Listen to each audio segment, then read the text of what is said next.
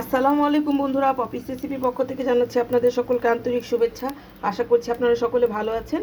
আমি আমার পরিবারের সকলকে নিয়ে ভালো আছি, আলহামদুলিল্লাহ। বন্ধুরা, আজকে ছোট্ট একটা ভিডিও আপনাদের সাথে শেয়ার করব। বন্ধুরা, ইফতারের জন্য কিছু পাটিসাপটা পিঠা তৈরি করে নিচ্ছি রং বেরঙি, সেটা আপনাদের সাথে আজকে শেয়ার করব।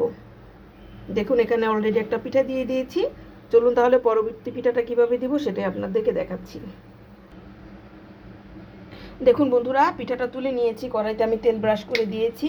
আর এখানে একটা বোতলে কিছুটা ব্যাটারে আমি একটু কালার মিক্স করে নিয়েছি। আপনারা আপনাদের পছন্দ মতো কালার দিতে পারেন। এখন আমি মাঝখান দিয়ে একটা মশার কয়েলের মতন বন্ধুরা তৈরি করে দেব। যেহেতু আমি আজকে পিঠাটা সাদা তৈরি করছি, সেজন্য বন্ধুরা আমি একটু বাইরের সাইডটা একটু ডিজাইন করে নিলাম। পাটিসাপটার রেসিপি আমার চ্যানেলে আরও আছে, চাইলে আপনারা দেখতে পারেন। আর বন্ধুরা, যেহেতু রমজান মাস, অনেক কিছু তো করা হয়, কিন্তু বন্ধুরা টাইম পাওয়া যায় না যে ভিডিও একটা তৈরি করি বা একটা আপলোড দেই। দেখুন, যে ব্যাটারটা দিয়ে দিয়েছি সেটা কিন্তু সিদ্ধ হয়ে গেছে। এখন আমি উপর থেকে সাদা ব্যাটার দিয়ে দিব 2 চামচ দিয়ে বন্ধুরা হাতের সাহায্যে ঘুরিয়ে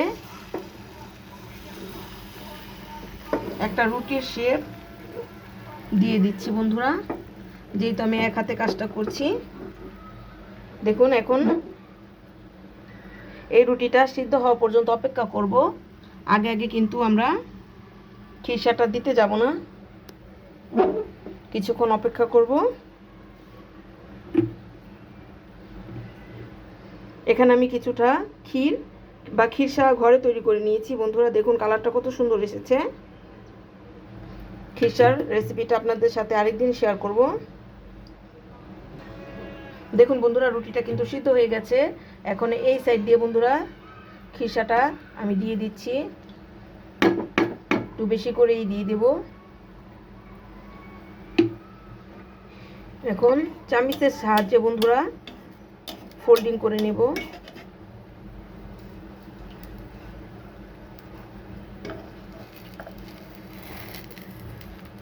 দেখুন বন্ধুরা,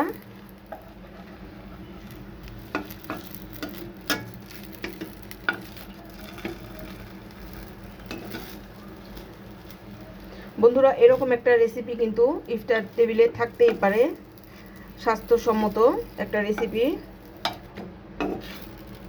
তাহলে আমি একই নিয়মে বন্ধুরা সবগুলি পিঠা তৈরি করে নিচ্ছি, তারপর আপনাদেরকে লাস্ট ফিনিশিংটা দেখাবো। দেখুন বন্ধুরা, পিঠাগুলি কিন্তু তৈরি করে নিয়েছি। দেখুন দেখতে কতটা সুন্দর হয়েছে। ভিতরের খিসাটাও মনে হয় মাশাআল্লাহ অনেক মজাদার হবে। অনেক সুন্দর করে বানিয়েছি খিসাটা। আশা করছি আজকের এই রেসিপিটা আপনাদের কাছে ভালো লাগবে। আপনারা অবশ্যই ইফতারে ট্রাই করবেন। আজ তাহলে এখানে শেষ করব।